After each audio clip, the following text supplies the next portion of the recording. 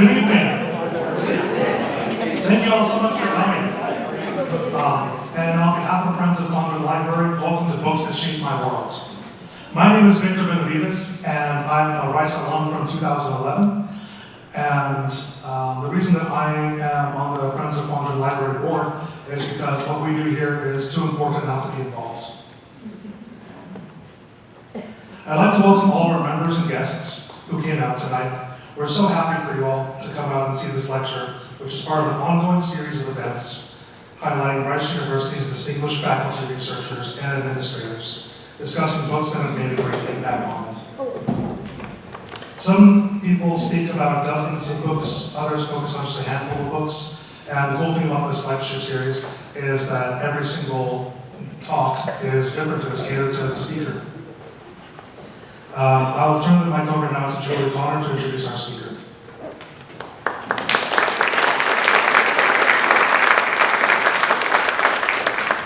Thank you, Victor. I would like to give a real thank you to all of you for turning out tonight, because I think Dr. Martin deserves this reception. So I'm so happy that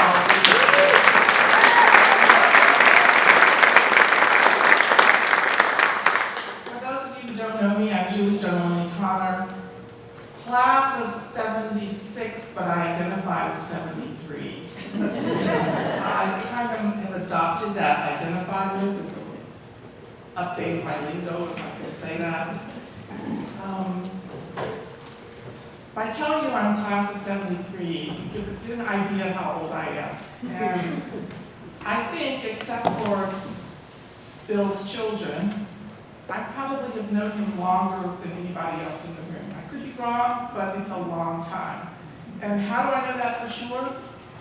Because in his book, These Were God's People, I have written my maiden name and the year, 1967. Which I used to do, was write my name and the year. I got the book in my books.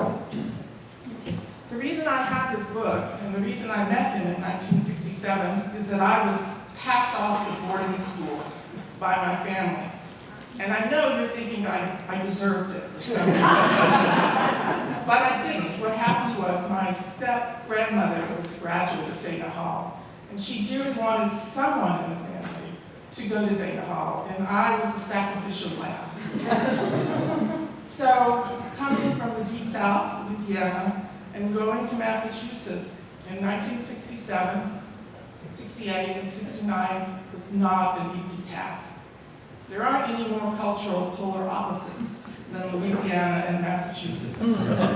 And particularly in those years with the Vietnam War and civil rights and everything else going on, being from a conservative area and conservative family and going to Massachusetts was a shock to my system. There's no question about it. In my cohort, if you wanted to get a little bit outside the boundaries, you maybe tried to get a beer. When Dana Hall, when I went away with some girls for weekends, they were into marijuana. Oh boy, that was a shock. Well, among Dr. Martin's other tasks, besides being a teacher at Dana Hall, he was a house parent with his wife, Patricia. And so he got some good training for being a magister here at Rice by trying to keep those Dana Hall girls in line. And I can tell you, he did a wonderful job. For me personally, stepping into his classroom, he was teaching Bible history, which is why we were studying his book on Bible history. It was like an oasis. Here was someone more or less from my area of the country, more or less who spoke the same language as I did, more or less who valued some of the same things I did, like religion, history, stability, etc. And that was not a time when those values were held in very high esteem by a lot of people of my age. So it was wonderful, and Dr. Martin was wonderful. And as I remember, we had some spirited conversations about things like James and John, the brothers, as Protestants generally believe, or the cousins, as Catholics believe, of Jesus, and so forth. But he was a wonderful teacher. I really enjoyed the class, and it made me feel loved. Although I was a stranger in a strange land, I wasn't totally alone there.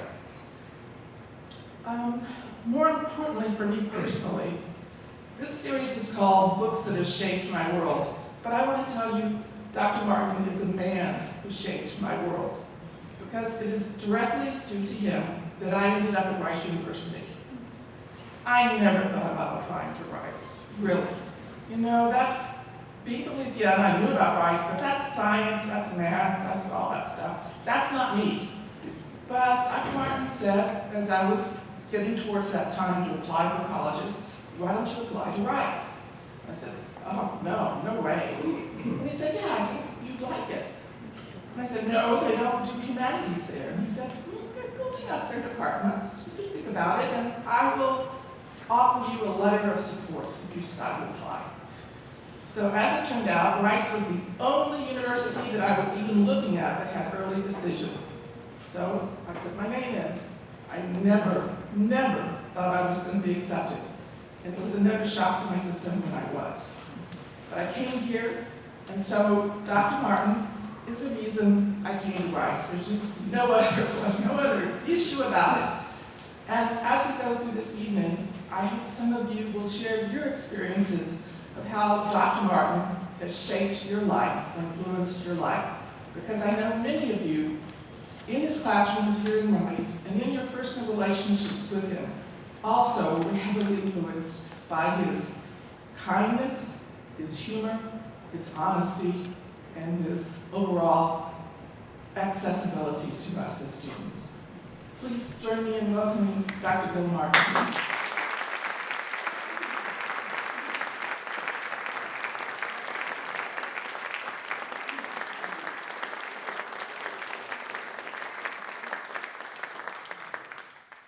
Well, thank you, Julie. I'm moved by that. Sometimes I cry at the barber shop, so it's, but I really am moved by that. I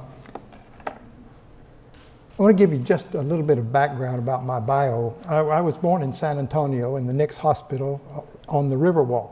There was talk of a plaque, but that has seems to have. My father sold Chevrolets, and then the Martin Neal Motor Company, where he sold Willis automobiles. But we moved to the country while he was still doing that, and he owned a dairy farm. He always liked agriculture. And we owned a dairy farm out on the Calaveras Creek. And my mother was the school teacher, so I could read and started school at 5. Utesville School, it was a 2-room school, 5 grades in one room and 6, 7, 8 in the other. Now it and the house are deep under Lake Calaveras, so I can't go back for alumni meetings. But I think I'm probably the only person at Utesville School who came to Rice eventually. My father bought the Divine Mill and Elevator, Divine, Texas. Had various agriculture products, so we moved to Divine. But in San Antonio and in Natalye, where we were close to for a while, and then in Divine, we belonged to the Churches of Christ. And there's always, as you may know, a strong emphasis on the Bible. The Bible is the inspired Word of God. Every word of it is true. God said it, I believe it, that settles it. We learn memory verses. You learn where the short ones were. Jesus wept, John 11:35. Launch out into the deep, Luke 5:4. Moab is my washpot, and over Edom will I cast out my shoe. Psalm 60.8. Not sure about that one, but it was short. Repent and be baptized, every one of you, for remission of your sins, and you shall receive the gift of the Holy Spirit, Acts 2:38. Well, also, we're taught to speak where the Bible speaks, be silent where the Bible is silent. The New Testament doesn't mention instrumental music. The Jewish synagogues in the time of the apostles did not do that, so there's no instrumental music in Churches of Christ. It's a distinctive mark, sometimes eclipsing more serious things that should be emphasized. I was taught to believe that we were the one true church. Our ministers didn't belong to ministerial alliances, didn't usually want to attend other services, particularly, or to sing if we did. My parents were not strict on that. I went to both Methodist and Baptist vacation Bible school. The pastor at the Baptist church had been to the Holy Land, would show slides, and he did magic tricks to show how Jesus did his miracles. I don't think that was exactly the point, but he could turn water into wine. That was one I remember. And because I had friends there, I joined the Royal Ambassadors and became the ambassador-in-chief because I memorized the lines. In a further sin, I belonged to the Catholic Church, the Catholic Boy Scout troop, mainly because the scoutmaster priest had a boat and skis, and he allowed us, the scouts, to drive his yellow Studebaker. So I was really quite shallow. But I started to preach when I was 14 years old. It's not so, I did not feel a call, I just decided to preach. Well, more truthfully, that my mother and our preacher decided I would preach. My mother had me taking expression lessons in the 2nd or 3rd grade, and I would learn poems, speak at PTA assemblies, Christmas shows, Jack Frost for the PTA at a season thing, and I started in middle school to do declamation. The Siege of the Alamo, come gather round my boys tonight, and I shall try to tell of the Alamo's bloody fight and how her heroes fell. That sort of thing. 'Twas in the dark and blood. I'll just stop now. I did quite well. I was one of the top 3 in extemporaneous speaking in state. 3rd is what also. But I was at the bottom of the top 3. We had a minister at the Natalye Church of Christ where we went because Divine didn't have one at the time. His name was Edgar Furr. And one of the things he liked best of anything was to train young boys to preach. And so I got started giving talks in church, and before long, at age 14, I started preaching pretty frequently in the Divine, but also in San Antonio, one time going as far as Eagle Pass. I attended a full-fledged revival in my hometown at age 15. I was a good little preacher, they'd say, and hope to hear you 20 years from now. And I actually didn't doubt that they would. But so when I went to college at Abilene Christian College, I could justifiably say I come to make a preacher. I was age 16. I wasn't a prodigy. I started school when I was 5, and I figured out at the end of my sophomore year, I just need 5 more credits. And my dad was president of the school board, which also helped. So, but I really wanted to go to college. The first year of college, I was a senior pastor at the Lingleville Church of Christ, about 85 miles away from Abilene. Go out, preach 2 sermons every Sunday, and I got these sermons wherever I could find them, from sermon books. They were a lot of sermon books that circled around in those days, and they were just lines of a word or 2 here and in the scripture. And I learned to memorize a lot of scripture, and forsake not the assembling of yourselves together as you see the day approaching, or forsake not the assembling of yourselves together as the manner of some is, but encourage each other and so much more as you see the day approaching, Hebrews 10:25. It was that kind of thing that I was accustomed to hear. Years later when my sociology religion classes, I had students to go and visit several different churches, different from each other and different from ones they grew up in. And I was kind of amused when one girl who'd gone to the Church of Christ, and she said the sermon was like a scripture auction.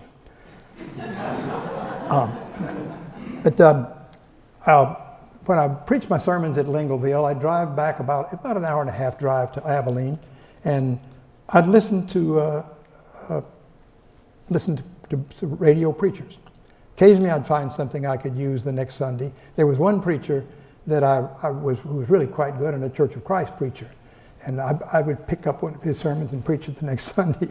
And one Sunday after the first Sunday, an older man says, "You going to preach on Nathan tonight?" I said, "Well, how did you know?" "Well, you didn't preach on him this morning, and that's what Brother Howard preached on last Sunday." Busted. So, but anyway, I was a Bible major. And mostly because I was becoming familiar with the text. Before too long, I could, at least another few years in, I felt I could legitimately say I could identify 90% of all the people, places, or things that had a speaking part in the Bible. The book that we used to start, to my surprise, was the Revised Standard Version of the Bible, which was relatively new then and controversial because it said back in Isaiah, a young woman shall conceive and not a young virgin shall conceive. And this was my original book. It's well marked, and I bring it out in classes when I was teaching to show how pious I was.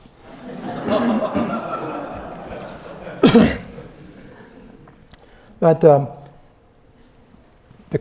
I took a course from a man named Lemoyne Lewis. I was told, get Lemoyne Lewis if you can.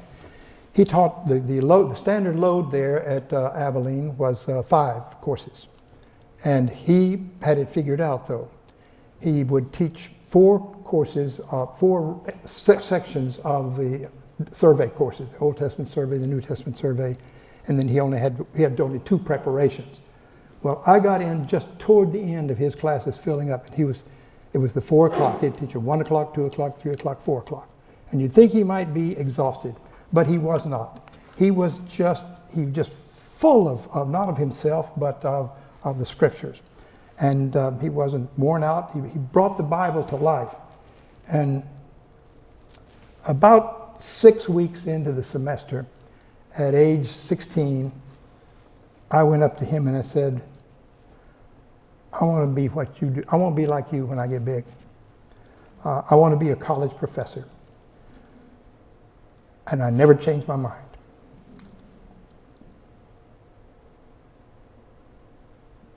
He said, well, you need to go to Harvard Divinity School. Okay, where is it? I knew Harvard was back east somewhere. At one time the weather was down. He said, oh, this is like a day in New England. It's in New England. So, and he stuck with me on that. He went away for a couple of years to go back and finish up his doctorate at Harvard. He sent me one of the Harvard green book bags just so I would no, I got this, I got to go. And he also said, and get your languages. So I had 4 years of Greek and a year of Hebrew and was ready for whatever might come up in that field. But he also said, another thing you should do is sell books. Sell books for Southwestern Company. Go on the book field. It's a really good experience for you. And that was a number of boys at Abilene Christian, some women later on, sold books door to door. There were about 1,500 students working for the Southwestern Company in Nashville, Tennessee. And they had crews. You recruit somebody and you get a little bit of a commission for a little extra for what they sold. It didn't come out of their money. The company paid that. There were at least 30 Abilene Christian students who were on the book field every summer when I was there. And all of them spoke highly of the experience, and it was a good summer job. I had sales experience. When I was about in the 8th grade, I read on the back of a comic, or in a comic book, about the Cheerful Card Company, where I could sell greeting cards, occasional cards, and get well cards, that sort of thing. And I signed up. Also had the great thing was I think I introduced personalized stationery to Devine, Texas, and I was making $4 an hour for a long stretch in there, and the minimum wage, people working for my dad were making 75 cents an hour. He let me drive the car, and I'd have a driver's license. He knew in a couple of years when I was 14. But anyway, he was in favor of that. My dad had a comment about selling. He said, for a man to be able to sell is like a woman having a teaching certificate. You can always get a job. So you can always find work. Well, I found a person who had a crew, and I said, well, can I be in your crew? Oh, yeah. And another guy did. His name was Rewrite, R-E, all capitals. It stood for Royal Elmer, so I understood why he'd choose Re. We went to Nashville. There was a sales school at Nashville every week, at the beginning of every session. In the summer, and different groups of boys, 1,500 of them said they had to stagger it a little bit. But we got there on a Saturday. We were going over to the Capitol, which wasn't far from the Maxwell House Hotel where we were staying. governor was coming down the steps. Looks like an important person. Went in the Capitol. I was the governor indeed. We went out that afternoon and saw the Parthenon and Andrew Jackson's home, church on Sunday, and then sales school on Monday, Tuesday through Friday. It was pretty intense. There were successful salesmen and motivators talked to us for about 6-7 hours a day. There were demonstrators. They demonstrate the individual books. For example, one of the main books was the family Bible. Well, the family Bible that we had was the big thick one, and this one, it's hard to carry the big thick ones around if you're going to be taking on. So here's the thickness of the Bibles. You could show it to them, and people would say, but it's going to be this thick. It has a DuPont Fabricord washable cover, which will last a long time. And if you want to pay $3 extra, you can have a gold edge to it. Now, we had a big family Bible. The salesman who came around said, "Did you know that automobiles are prophesied in the Bible?" "No." "Let me show me." And it said, "And the chariots will run through the streets, and their torches will fling." That's the Bible. That's the automobiles. Okay. "Mama, let's get one. The Bible says the Bible prophesies automobiles." And so we did get one, and it did, like a lot of family Bibles, I think it sat on the table because we had Bibles we could handle. So, but in any case, this was it was not the biggest seller probably, but it was the top item and the one we learned to do. By the way, there were books like this for other books that the company sold, like dictionaries and that sort of thin ones that would have the essence of them there in the show. For boys that didn't have cars, we had all these fit in neatly to a kind of a metal and cardboard, or not cardboard, pretty sturdy case, and so it was sturdy enough to sit on. And the boys were called sample case sitters. That was the name of our club. We were the sample case sitters. You carry those around. You show them the samples, and take an order and come back at the end of the summer. And at the end of the summer, the company would send those books out to you, and you could rent a car or get a friend that you'd made during the summer and go around for 2 or 3 days and deliver the books. It was a pretty good system.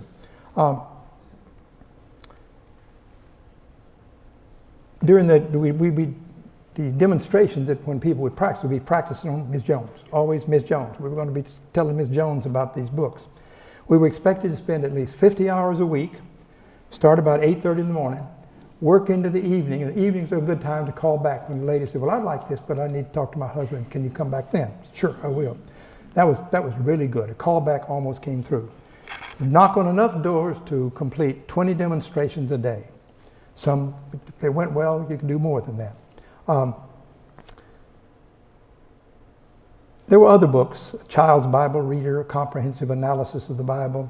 I'll tell you a little bit more of that in a minute. But then on Saturday, we learned where we're going. We had no idea. We didn't just strike out and go walking through Nashville. They came to work, and they said, "You're going." In our case, you're going to Decatur, Illinois.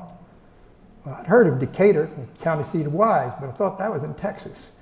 "No, this is in Illinois." "Okay, I've heard of Illinois." And so we drove. Ree and I drove all night. He was pretty tight. He thought $6 for a motel was way out of line. But we drove, and we arrived Sunday morning at the Church of Christ and told them we were there to sell Bibles and could anybody rent us a room for a reasonable price. And we paid $4 a week each to stay in the basement of a family there. And they were just really lovely people. And we enjoyed being with those within that community who just really welcomed us. On Monday, we went down to register with the police, establish relationships with the banks for cash and checks, buy plat books that showed a dot that showed the location of every house in the county, so we know where the house. And then Ree and I divided up the county. You take that side, you take that half, I'll take that half. And then start knocking on doors. I sold a Bible at the first house I went to. By the time the afternoon was over, and it was afternoon, I'd made $37. And I thought, this is a ground-based bird nest. It dropped off after several days, and I was thinking, discouraged, but the salespeople had told us just the law of averages will get you. Put in 10 hours, 30 doors, 15 demonstrations, you'll be okay. And then very next day, a lady she says, I need 3 Bibles. I want the big one for the Father, middle-sized one for the Son, and the white Bible for the Holy Spirit. So I'm on my way. I knew I could do it. I cleared that summer it was either $650 or $1,650. I honestly don't remember which, but I did remember that I could make money at this if I worked hard enough. And there were other lessons I learned that were useful to me. I learned the importance of unions. When the Caterpillar plant went down, when they went on strike, there were no sales. When the first sale I made, when I went back to deliver at the end of the summer, I didn't get to deliver it because the man came in. He'd just been let off, gone on strike, and he was just poor, sad sack. And he said, I'm sorry, buddy, I can't do it. It's okay. I learned, some of you remember this, plastic furniture covers. It kept furniture clean so that after 5 or even 10 years, it looked just the same, like furniture with plastic on it.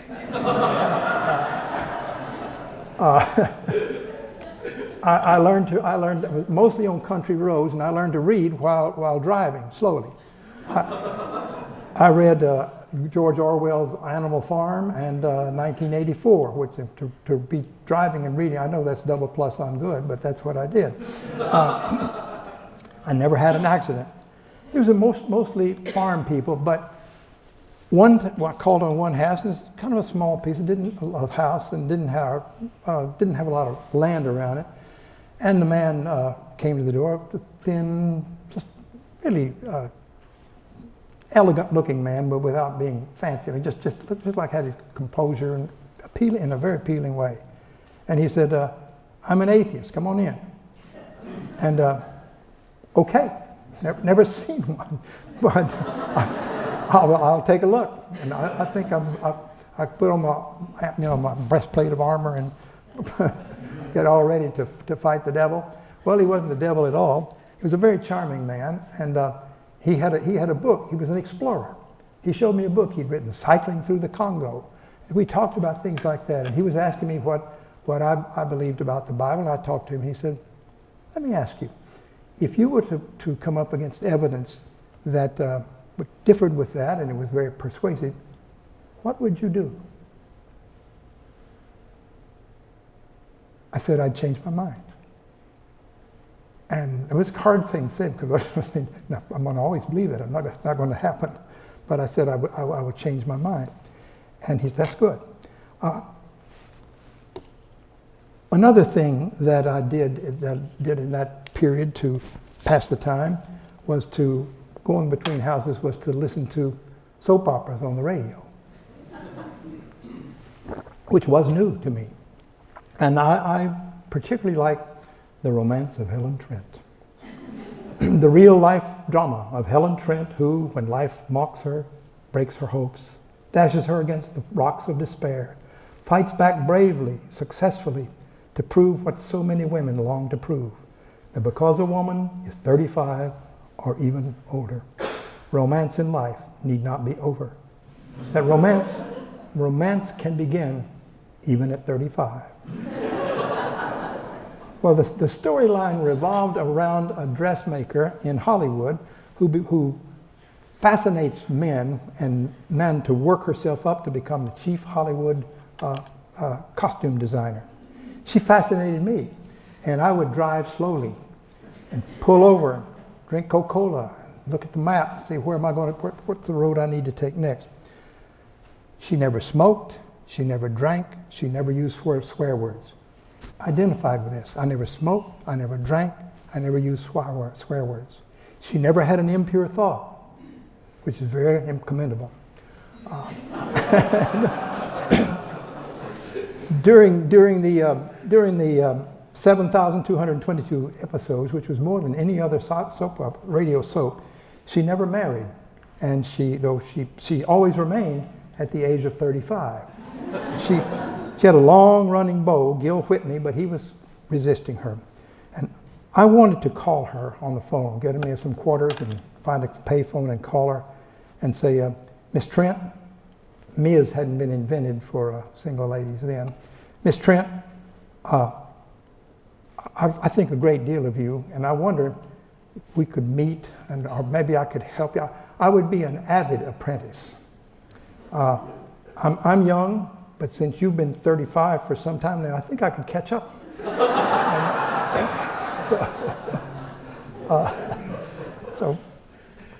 But anyway, in addition, other things that lightened the summer was Ree and I, and he was all for this. We decided we'd go somewhere, and we looked at Chicago's not far away, so we drove to Chicago. We went up on a Saturday afternoon, and I looked into it and asked some people, and they said, you got to go to Riverview Amusement Park and ride the Bobs. That's a famous roller coaster. And I was really keen on roller coasters, and I had good reason to like them. And back in San Antonio, I won a all-day pass at Playland Park for blowing the biggest bubble gum at our theater, biggest bubble. So I could just walk around, swagger around. I can ride this again if I want to. But anyway, the Bob's was the most famous of the roller coasters. It was wooden. They quit making that after a while, but it was speedy. The turns just whipped around there, and we rode it twice. There were other attractions. That was the first time I had seen them on television, but I'd never seen the barrel where you're standing on a platform, and then the barrel starts going around, and then the bottom drops out, and there you're stuck against the wall. And I had just started wearing, ahead of my Abilene Christian time, Bermuda shorts. So I'd brought a pair with me, and I noticed as we were spinning around, and the people watching us noticed also, my Bermuda shorts had just come up. So they were really sort of uncomfortably tight. But I'd ridden that, and then, but there was another attraction there. Well, I forgot to tell this. On the way into Chicago, it was we passed. The traffic was not terrible, but it was fairly heavy. But we came up by a black convertible, and there was a large, sort of important-looking black man with a white woman with long blonde or peroxide hair sitting next to me. I said, I'd never seen that. Just never seen that in my life. It didn't anger me, upset me. I was for integration. I'd written a piece for the Abilene Christian paper that saying that I'm very much in favor of integration, and that could go all the way. That didn't bother me. I just had never seen it. I thought Chicago must really be a liberal place, or whatever, just a Christian place to do that. Well, then after I got off the barrel, there was another attraction. It was essentially called a dunk tank. You've seen those probably, where maybe at the school, the principal's on it, and you throw baseballs at that. If you hit it serious enough, you drop into the tank. Well, and I had seen this particular form at, at the livestock show in San Antonio or State Fair of Texas. But there was the typical way of this was the black man would be sitting on the thing and insulting white men, just calling out their sexuality, calling out their intelligence, calling out their bravery, and insulting them until they got a baseball and threw it, and then everybody would cheer when he went into the water. In the mid-'60s, the name of that was changed from dunk the N-word or to African dip. I don't remember which it was called when Ree Wright and I were in Chicago, but I did think Chicago may not be quite as egalitarian as I had thought. As I said, Ree thought hotels were out of line, so we slept in the car behind an abandoned service station. There was a loud fight going on very close between a man and a woman, and we decided it wasn't any of our business. we should intervene, but let's not. We went to church the next morning, Church of Christ, finding a Church of Christ, and it was in a fairly tall office building. That's not where churches of Christ are. But anyway, it was there. I went in and introduced ourselves to the minister, told him who it was. He says, well, I'll give you my name, but you'll forget it by the time you hit the sidewalk down up the street. It was Bobby Wetherington. But anyway, after that, we went to the Field Museum, the Chicago Museum of Art, and then back to Decatur. A couple of weeks later, we went to St. Louis, stayed at the Y this time, and went to the Great Zoo in St. Louis. So I was learning stuff. My world was being widened by visiting with those, by visiting those places. Of course, it was also being widened by all the different people whose homes I sat in. I figured out I talked to people at some length in 900 different homes that summer. And you pick up a lot. You notice a lot, and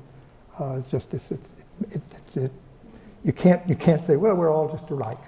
It's pretty much, except for a few things. But then I went back to college and Bible study and took one on the Pentateuch. It was taught by the most conservative, probably the most conservative professor at Abilene. And we looked, of course, at the Garden of Eden story, the fall of man, fall of people.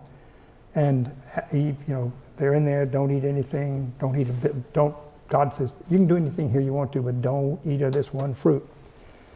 Well, Eve, the serpent comes along. You know the story, I know, but a serpent comes along, tells Eve, no, it's fine. It's going to be fine. He didn't want you to do that. I'll tell you why.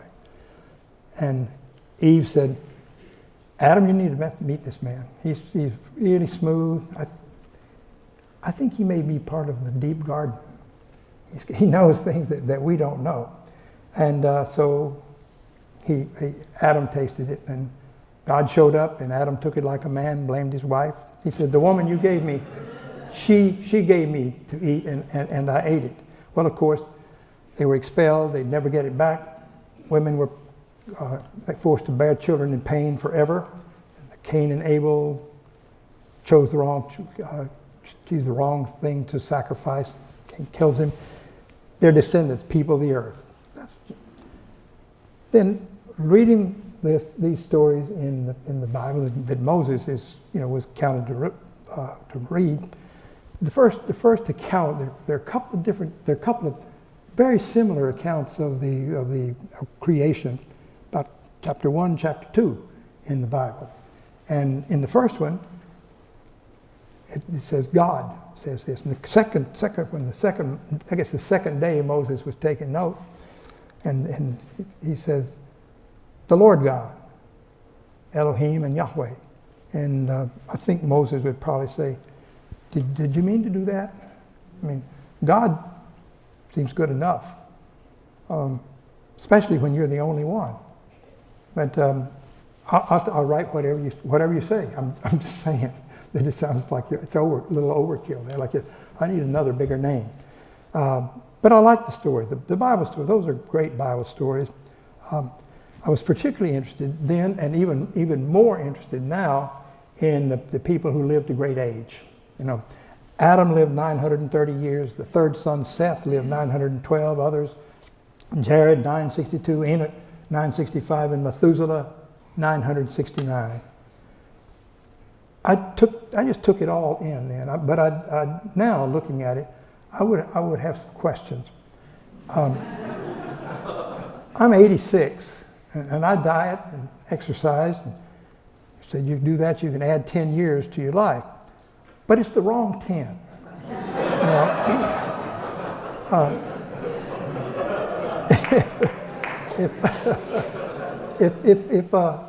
If I were offered to pick which 10 to relive, I would not be gauche and choose 20s, but 40s and 50s, those are pretty good years. I would want to ask Methuselah, did you eat a lot of kale and turmeric? In your 800s, did you ever wander into a tent and not remember why?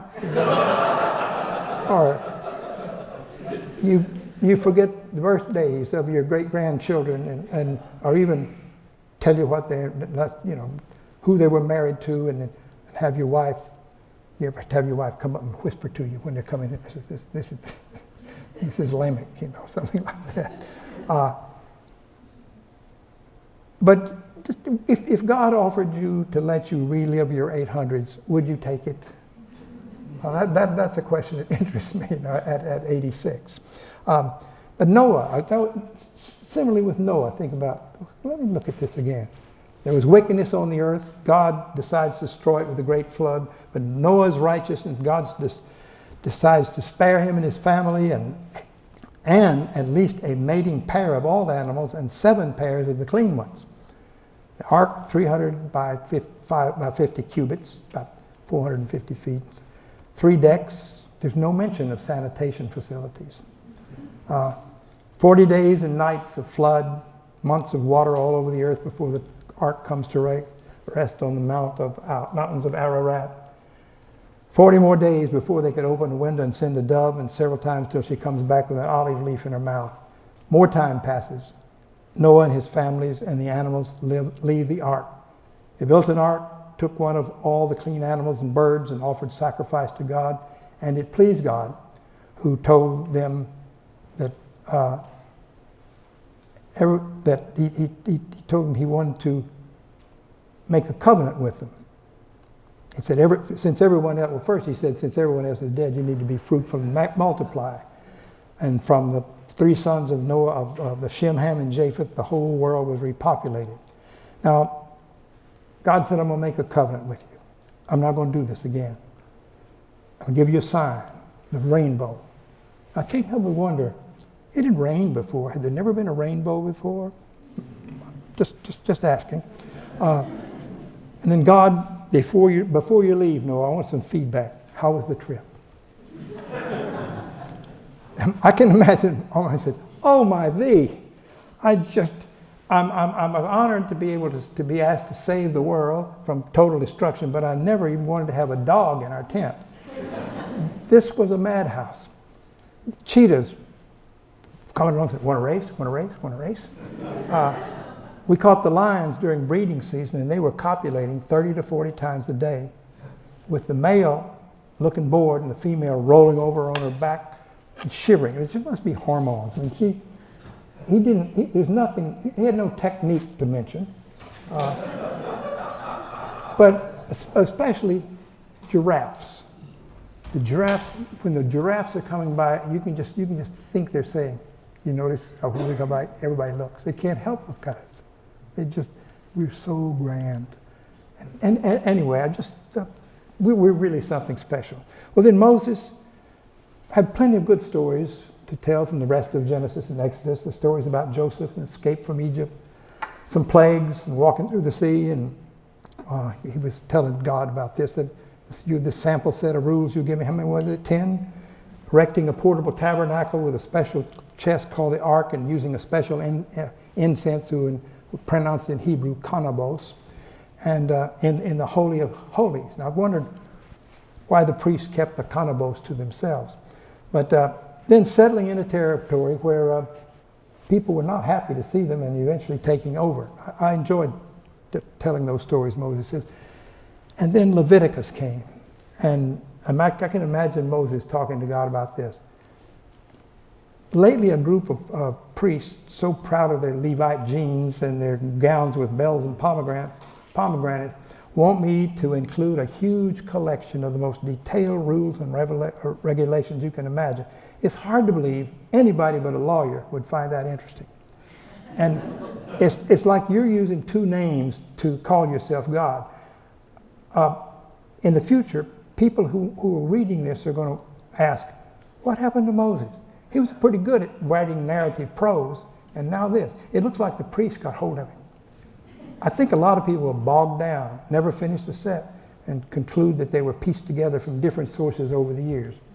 And that actually did happen, but not right away. Another course I was taking there was the Bible versus modernism, or biblical or modern theology. The expectation in this was that you will read about the biblical theologian, modern theologians, and then refute them, because they would not be members of the Church of Christ.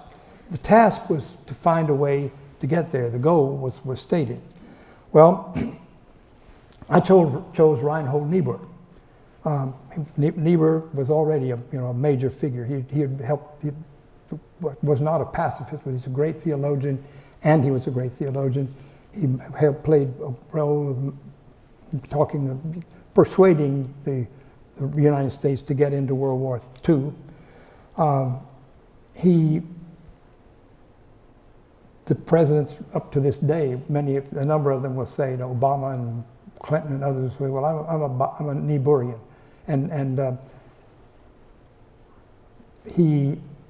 So I was wondering, well, let me read some of this Reinhold Niebuhr. I read the Nature and Destiny of Man, which was his really the big one. It was the Gifford Lectures at Edinburgh, and starts right off with the fall of man. And he tells the story. The essence of it is that just don't think about this as real snakes and real people and real things like that. The story is about arrogance, thinking you can be better than God or as good as God, and thinking you know everything, and that this is going to mess up the world when people get that arrogant. And don't look at the possibilities that you may be wrong. Don't listen to the other side. That was a much better story. I thought, and I put that away. I didn't give up on the Garden of Eden, but I put that away for future times.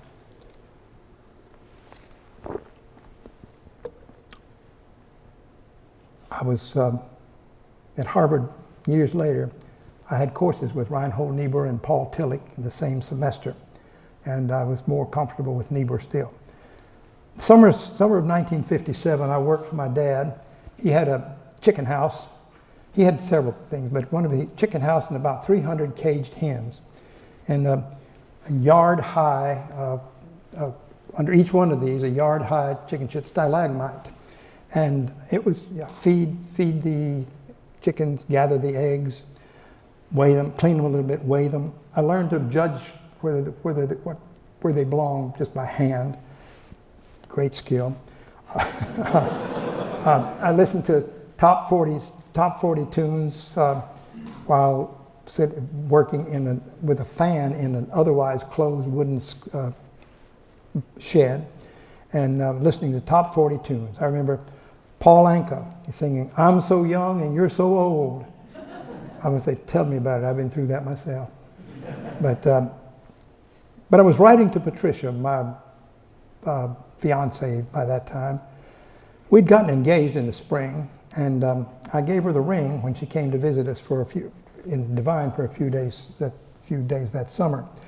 I wanted to get married more than ever then, and I knew I had to get back on the book field in order to I've married a wife and I got to look after her. So in the summer of 1958, we spent in Lancaster County, Pennsylvania, among the Pennsylvania Dutch, and it was good.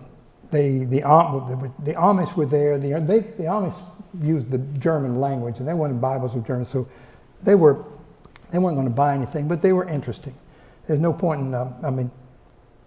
They seem to have stopped history in the 1800s. They rode buggies instead of cars. They didn't have telephones. They could come to your house and use your phone, and they were farmers. And I noticed that a lot of them had Ford tractors. And my father had owned an implement company, a tractor company. He had Massey Harris's, but the tractors. When I think in tractors, I was thinking of John Deere and International Harvester. And so I asked him, why do the Amish so many of them use Ford tractors? They go faster in road gear. So they would ride their tractors into town. They weren't against electricity. They were willing to use solar. They just really wanted to keep down their attachment to the world. Mennonites were different. They were pacifists. They talked about keeping a good witness. They were humble people. They dressed plain. Women with black work shoes, long dresses, prayer caps tied under their chin. The looser women, I learned, the looser young women, they just let the tassels hang down. This was a sign, I'm open for business or whatever. My mother came to visit us later on in the summer, and she stepped off the train. She wasn't going to fly. She stepped off the train. She had on a black dress, red shoes, red lipstick, red arms. You know, just the truer Mennonites, the ones that were considered themselves more faithful, nearly all the cars in Lancaster County were black, but the more faithful Mennonites blacked out the bumpers and the hubcaps. They were known as black bumper Mennonites. But in any case, they were so generous to me. They'd buy some Bibles, they'd send corn home, they'd send strawberries home, they'd invite us to come to dinner with them that night. And one day I came in and said to Patricia, if there's just one church, it's not us. It's the Mennonites. They're just so much better. They also had farmers markets there in Lancaster, and we were close, and Patricia got interested and developed interest in a variety of foods and cooking, and eventually not only became a great cook, but eventually spent 35 years reviewing restaurants. So the selling Bibles in Lancaster County had a real impact on our lives. One of the books we sold was the Nave's Topical Bible. It goes by topic, and for example, you turn to faith, and there's all of the scriptures written out in full. You don't have to look them up like you look in the back, and it's really handy. And I'd had one of those since high school, used it to preach, and I thought this is a really good book. So I started selling that. An Army chaplain had done all that work himself when he had some spare time. But it was a big deal to have it. And the Mennonites were so committed to the Bible, I started emphasizing that, despite its having a lower commission. Well, one of the things about it was that the company that came in a nice box, and there was a flyer inside it that had a picture of Billy Graham endorsing, saying he had gotten so much benefit out of the Nave's Topical Bible. And a number of people that I ran into were so pleased that the previous summer they had gone to see Billy Graham in Madison Square Garden. He was there. It turned out that it was one of the biggest, the crusades of Billy Graham that put him on the map. He filled Madison Square Garden every night from Memorial Day to Labor Day. Wound up with a service in Yankee Stadium that drew 100,000 because they used the field. And the very last day in Times Square, seen pictures of that. The people are just as far as the eye can see down the streets. Some of the people had been to see Billy Graham, and they were so. More than 2 million people attended over that summer. Recorded 55,000 decisions for Christ. It was the beginning of Billy Graham's weekly telecast, Saturday evening telecast, and it became a major way that he became known to Americans and later to the world. He appeared on the Today Show, Meet the Press. Walter Cronkite interviewed him. Walter Winchell, Ed Sullivan, Jack Dempsey, John Wayne came to the services, sat in the celebrity section. Greer Garson and George Beverly Shea, his chorister, introduced a new hymn, How Great Thou Art.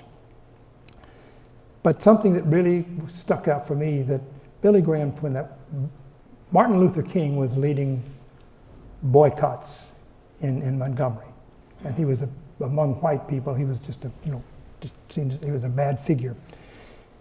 Billy Graham invited Martin Luther King to come and join him on the stage and lead the congregation in prayer, and says, Dr. King is doing a wonderful, it's part of an important revolution or important social movement. And then when he got a lot of criticism for that, and right after that he appointed a black man to be one of his permanent associate evangelists. That cost him a lot of people in the South, but it established him forever as a man of what I've said about Billy Graham was, he was never the leader of the parade, but he was always in front of his unit and leading them in the right direction. Even so, I never dreamed that 40 or so years later I would write a chapter called God in the Garden in a biography I wrote about Mr. Graham. We did other things. No, again, it took us to see more of the world. We went to Washington, D.C. for one weekend with a friend who lived there and got his Ph.D. later at Rice, and professor at Auburn. We went to New York City, though, at the end of the summer. Got out of Penn Station, went out and looked right away. We looked at Brooks Brothers. I'd heard about Brooks Brothers, and we'd look in there. There was Dana Andrews looking in the window. I said, well, that's good. He was appearing in Two for the Seesaw. We saw bright lights, looked like Sodom and Gomorrah. Really just seeing. We went down to, we were able to say, because a friend of mine worked there as assistant minister, free at the Manhattan Church of Christ, which is 48 East 80th, right near it's a great location. It's a great thing to be able to do.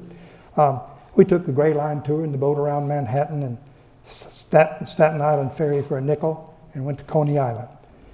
Went to Radio City Music Hall, saw the Rockettes and saw the Reluctant Debutante with Rex Harrison and Kay Kendall. And Rex Harrison was so cool. And I said, if I ever have a son, my firstborn son, if I have a son, is going to be named Rex. He's sitting right there. We had the automat, pizza for the first time, went to Greenwich Village, first time to have cappuccino, a flamenco guitarist named Augustine there, and bought a watercolor painting. I see that I'm running way past what I was supposed to. We went to the Music Man, the original cast with Robert Preston and Barbara Cook, for $8, standing room only. And then all of this for the whole week cost $75, including 2 round-trip tickets from Lancaster. Well, there are 2 more summers we sold, once in York, Nebraska, and Patricia, 1958, in York, Nebraska, and she came behind me on a train, got off the train, first time I'd ever seen her, in a maternity gown. I still just clear. We knew people from the small Church of Christ York College, but I soon saw sociological demography catching me up. By the end of the 3rd week, I was driving 60 miles to make 15 demonstrations. I'd go to a place, nobody there. Nobody there, empty. All these people had moved away.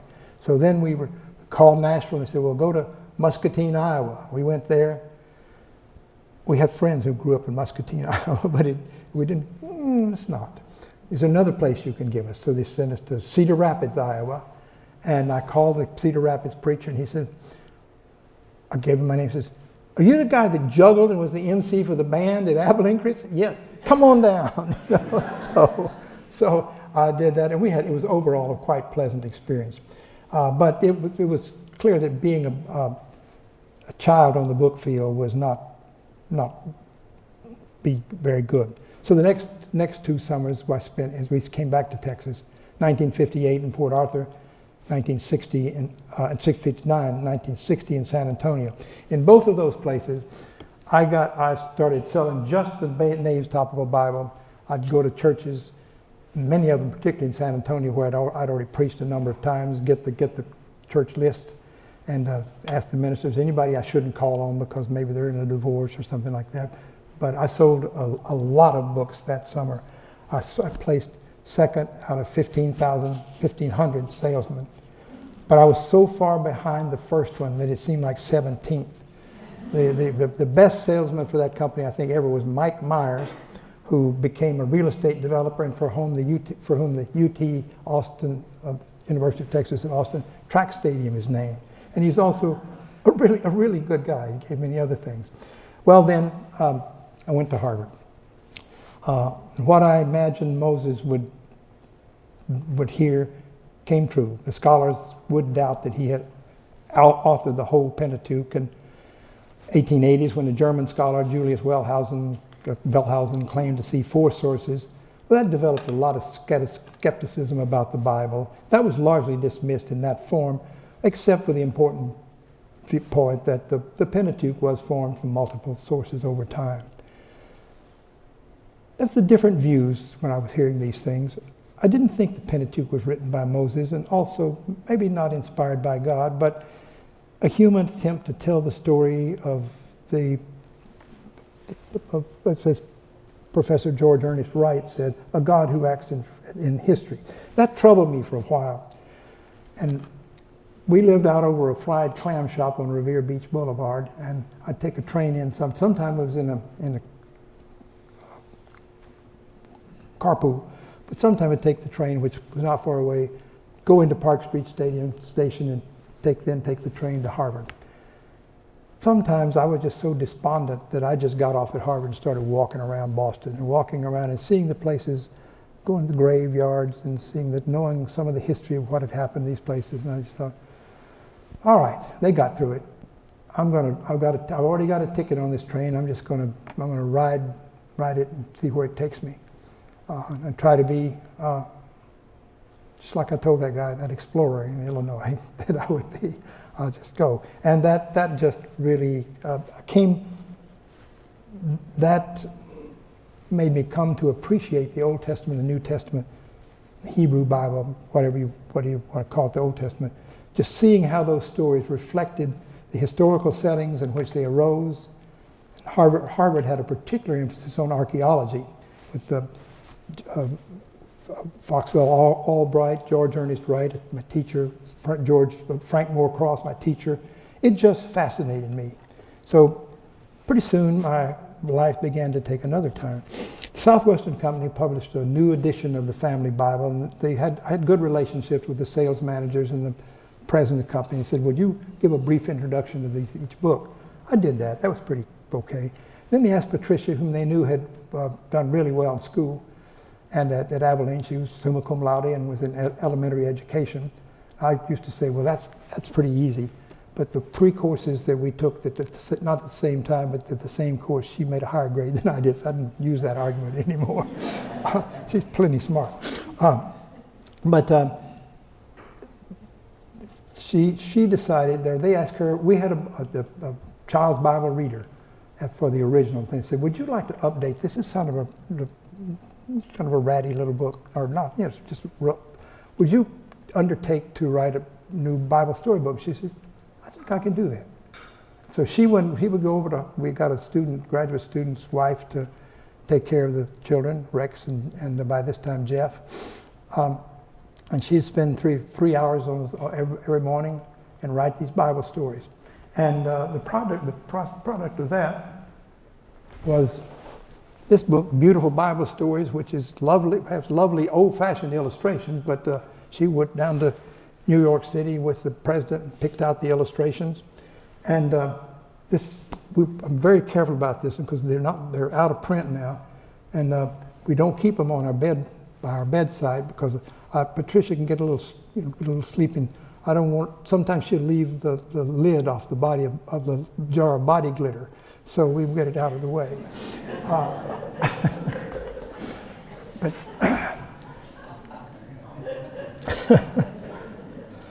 But she wrote two of these books. This one, and then one that was Bible Stories That Live. That one is for preschool and early elementary, and this one is for little junior high and even adults. And it picks it up, and it's quite a good book.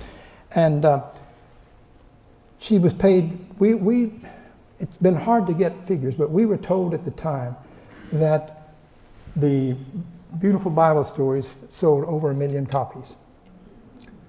She was paid $1,800 for the first one and $3,500 for the second one. That paid for a much-needed car, a new Belvedere, Plymouth Belvedere, and about a year of graduate school for me.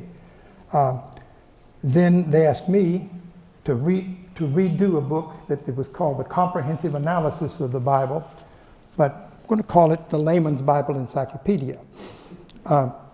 It had, I was going to count, I don't know how many articles it has, but there's a topic, a name, place, something, and then to take scriptures from the Bible and put it in there right with it, so you didn't have to go hunt them out. So it's a useful book. I did that, but it was mostly reworking, updating, finding some new things for that other book. So I don't take great credit. But that one was also said to have sold a million copies. Now, we fully understand that that's not, there weren't people rushing into the bookstores saying, any new books from that Martin couple. They were being pushed on a daily basis by hundreds of young men. Still, it's good to hear. But by this time though, I was very much interested and had so come to love the Bible as I was learning it there, and I said, would you be interested in a Bible history where I could write the story of the Bible and put in all these other things that are going on around it? And that was the one that Julie, who got it in the first year it was out, and says that the story of Israel in early Christianity, based on the Holy Scriptures, ancient history and religious documents, and the findings of archaeology, archaeology was the big thing at Harvard Divinity School at that time.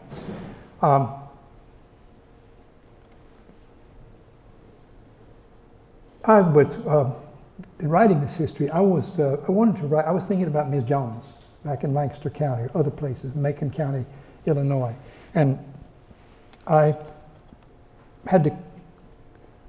wanted to convey the main things I learned from really a small set of books that I use in Harvard courses, and I asked Professor Frank Moore Cross, I don't want to pretend that I'm a deep biblical scholar. Would it be all right as long as I give credit to these main books that at the beginning? So I said, listed these books to which I am deeply and obviously indebted. And he said, that's fine. So I did just that. Because the Southwestern Company reorganized several decades ago now, included moving from selling individual books to selling whole sets of things, and educational things, and different kinds of encyclopedias. They not only stopped selling these, but we lost track of how many. But we were told several times along the way that at least Beautiful Bible Stories and the Bible Encyclopedia had sold more than 1 million copies. And I did get a royalty on These Were God's People. I don't remember whether it was started at 10 or 15 cents a copy and went up to the cost of living, with the top of 25 cents. But eventually, I do know that the first year when Julie took it, I got $6,000 that year. So it was selling a lot of copies, and the next year was $8,000. And my first year at Rice, that was my first year at Rice, my salary was $10,000. So we were able to buy a house in Southgate and avoid 35 years of commuting. I told people I'm 4 or 5 minutes from work, depending on whether I take the bicycle or the car. The car takes a minute longer because you have to park it. And a few more, it was there, sold for a few more years, and the top year was $14,500, and it was at the top of the royalty thing. But that meant that it had sold at least 58,000 copies that year. Well, that brought a real career shift. I'm not going to go too much longer here. I'm really surprised it's this long. But I find that time passes very quickly when you're talking about yourself. I don't like to boast. Actually, I like to, but it bothers me a little bit. In any case, I decided right away, or pretty early on, I didn't want to do biblical studies. I could do it. I wanted to work in ethics, social problems, things like that, and particularly race issues. And my dissertation was about, there was an organization called FIGHT, Freedom, Integration, God, Honor Today. It was organized by Saul Alinsky, and the president of it in that town was the pastor of the Church of Christ, which just couldn't put those together. But I met him. He's an interesting guy. I said, "This is going to be my dissertation." Well, the other factor was that congregations were just being torn apart by this, and a Baptist minister had hung himself in the church basement. Another one had a heart attack, and so I said, "This is for me. Go study this." And about that time, Harvey Cox was asked, Harvey Cox was Harvey Cox's first, if you know who he was anyway. Even if you don't, I still was his first graduate student. But he had written a book, Secular City, which is he just was one of the big sellers of the 60s and early 70s. And they asked him to do it. He said, no, I have a graduate student who's working on that. And so they find somebody else you should ask them to talk to him. And they did find somebody else, an older man. And I was telling him what I knew about that topic, and then somewhere along the way, it just slipped in that I had a book that sold 60,000 copies. And I said, just do it. You're not thinking about it, but it goes in there. And he said, if you've sold a book that many, you should write this. And I know the editor-in-chief of The Atlantic, and I will tell him to expect to write a proposal from you, and you send it. So I did that, and I worked hard on it for a couple of months. Well, first of all, I took it to the editor. Michael Curtis was his name. He said, we can do a lot with it on spec. I'm not promising you anything. We can work it up. Just do your best, and we can do a lot with it on spec. You may not have had any practice doing this very much, and I didn't tell him. I wrote a book, 50,000 copies, last year. I was being pretty humble about it because I was thinking, I got no chance. But I wrote it, and on October the 4th, Rex's birthday, and also the first day of the World Series, the Red Sox World Series, phone rang, and Mike Curtis had a little bit of a stutter, and he said, Bill, this is Mike Curtis. We like your story very much, and we're going to use it as the lead article in the December issue, and we're not changing a word. And I told Patricia, I think my professional life just changed. And so my major professor in many ways was James Luther Adams, and he had told me, you write with a light touch, don't lose that. And another professor, Ralph Potter, who became much more famous later, said, you need to check, if you go somewhere, you need to check and see if they will honor this or if it's going to count against you that you're writing for magazines. Well, when I came, not long after that, I was invited to, I came to Rice, and I asked him, and he said, this is why we saw the article, that's why we're inviting you here. So, good. And I think it's been healthy for me to do that. My record of publications in professional journals is that of a much younger man. So I think that it's been healthy for me. Then I'm going to move through this right away here. I wrote other articles then for Atlantic. I wrote all my listening to radio preachers came out in an article called The God Hucksters of Radio. And I determined I was going to write a book about that, and I worked on it for several years, and I wrote about 700 pages on it, and I never finished it. That's my greatest scholarly regret. One of them I wrote about, for Esquire, Reverend Ike. This man says he's the divine sweetheart of the universe. He was a prosperity preacher and really quite a character. Along with Jeff Winningham, taking the pictures, I wrote Friday Night in the Coliseum about the wrestling here in Houston. Because an aunt of mine, well, she's really a cousin, but I call her aunt because she's older than my mother. When they were all alive, Patricia and I had 67 first cousins, so it's kind of difficult to know what just because they were what age that didn't tell much. Then I wrote an article, Waiting for the End, June 1982, published on the cover. And it was about the Left Behind books and the phenomenon of the rapture coming, and if in case of the rapture, this car will be unoccupied, and somebody says, in case of the rapture, can I have your car? And I'm sorry I didn't, this is where I was going to pull out my Left Behind hat, but anyway, but I wound up writing for Texas Monthly almost 100 articles, including church reviews, which became pretty soon a segment of 60 Minutes. And then I wrote an article about Billy Graham. Bill Broyle said, "Do you know anything about Billy Graham?" Well, actually some. So I that article appeared in 1978. It wasn't a puff piece, but he liked it. He came to Rice Stadium, and I went and had students go, but I didn't try to see him. I said, I wrote that article, remember how much you liked it. But when he got back to Charlotte, he said, I really wanted to see you, but I'm just going to make time and fly down to see us. I will make time. I'll open up a spot, on my calendar. And that spent 40 years on that. And it's my best piece of scholarship. Now, then after that, it led to my being asked to write a companion book for the TV miniseries With God on Our Side, The Rise of the Religious Right. And, of course, during all of that time, I taught sociology of religion. And I think those students will remember, nothing beats field work. So I had I see some hands. Two have come. Are there any others? We'll wait. Beg your Billy Graham. We'll wait.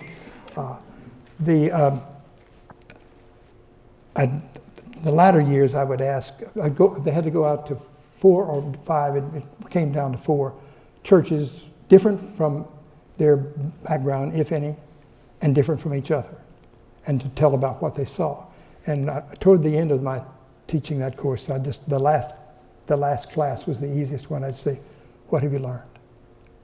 And it just, and it was, and even recently, I said I took a course here, and I just remember going to those churches, and I never thought I'd go to church like that, but it's just wonderful. Well, what's the conclusion for the Bible for me today? I'm not good at condensing, but the Bible has been such a part of the warp and woof of my life but it certainly has changed over the years. I'm unable to subscribe to the fundamentalist and evangelical belief that the words themselves come directly from God and are without error and internal contradictions. I don't want to weaken anybody's faith. And I used to say on my sociology of religion syllabus, it's not abandon hope, all you enter here, but caveat emptor, let the buyer beware. When you begin to see that things that you thought were unique are found in other settings, other religions, this can hurt your faith. So you're free to leave, but I hope you won't. So over the time, I have said that I moved from God said it, that I believe it, that settles it, to what William James said, I believe all I can. I would believe everything if only I could. Today, I say I'm an active member of a church, Covenant Baptist Church, over in the Museum District. I say I profess to be a Christian. I decline to submit to tests of certification. I count myself a follower of Jesus and an admirer of prophets and the Apostle Paul most of the time. My favorite scriptures are, when working for social change, Amos 5:21-24. God saying, I despise your face, and I take no delight in your salon, your sudden assemblies. Even though you are for me, you offer me burnt offerings and cereal offerings, I will not accept them. And the peace offerings of the fat of your beasts I will not look upon. Take away from me the noise of your songs to the melody of your heart, but let justice roll down like waters and righteousness like an ever-flowing stream.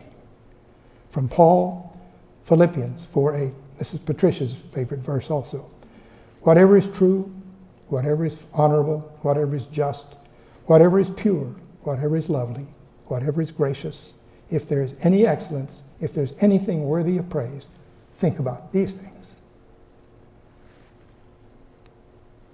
And I remember that Jesus said, so in everything, do to others what you would have them do to you.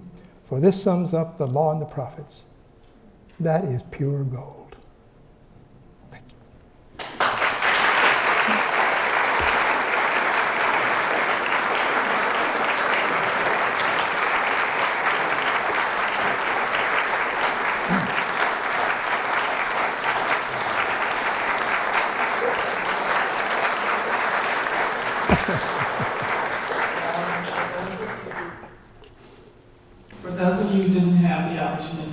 in his class. I think you can see why he was one of the most popular professors throughout his career at Rice.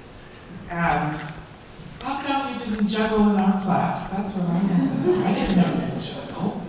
That's a new one. Also, I had no idea until I was talking to him before this talk to see, what we're going to do with it, that he is, out of all the Rice faculty that have ever been, except for a couple of best-selling fictional novelists, probably the professor who sold more books ever. That's incredible. Whose books were sold more.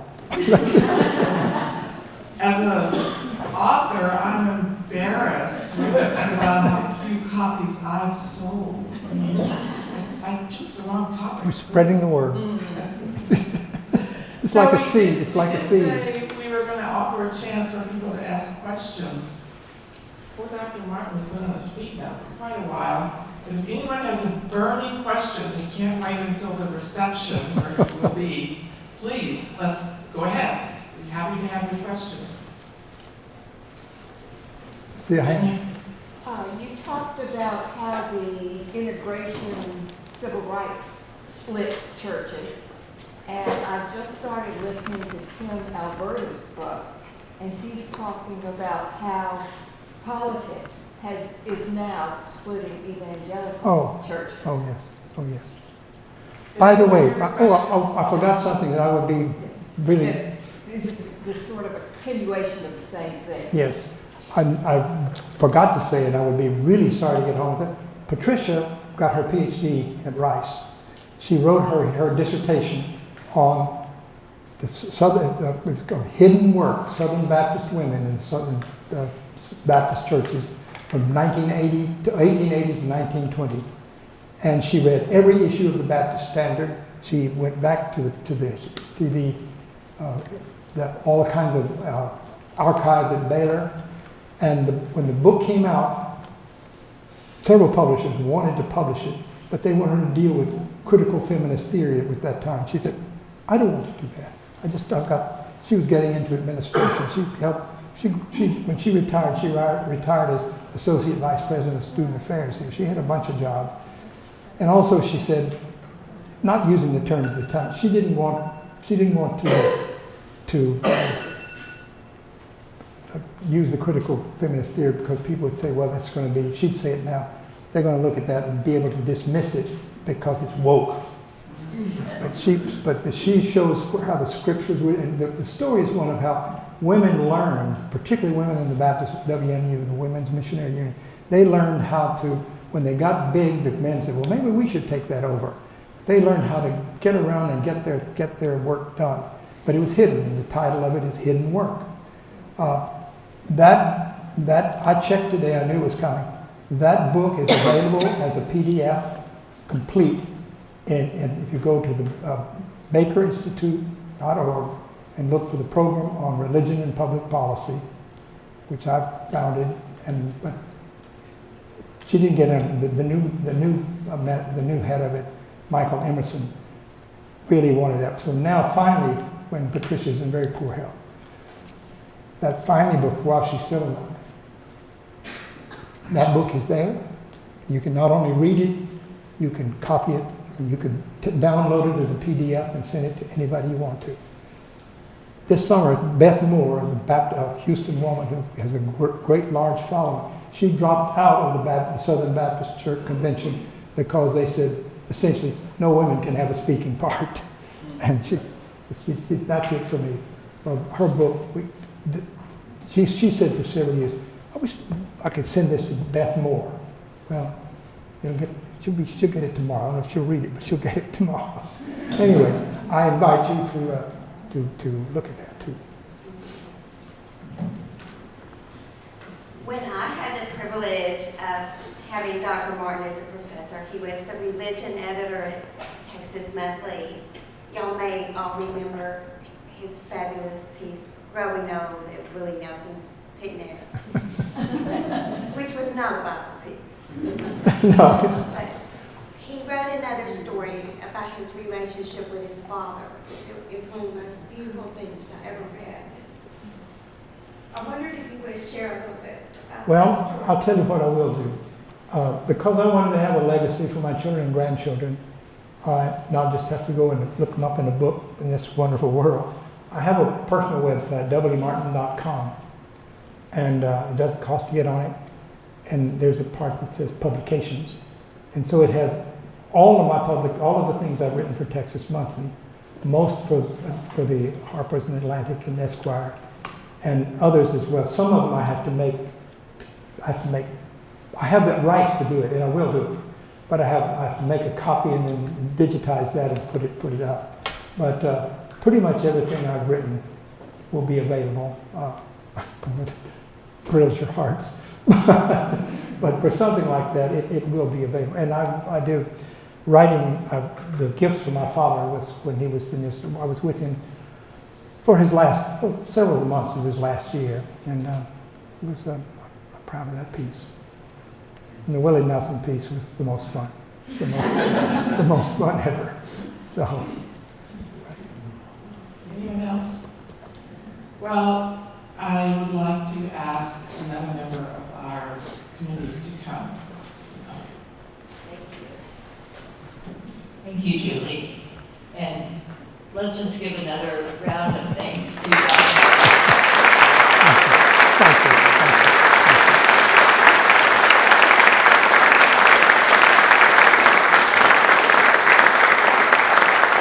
Thank you for coming. I can honestly say I really enjoyed this.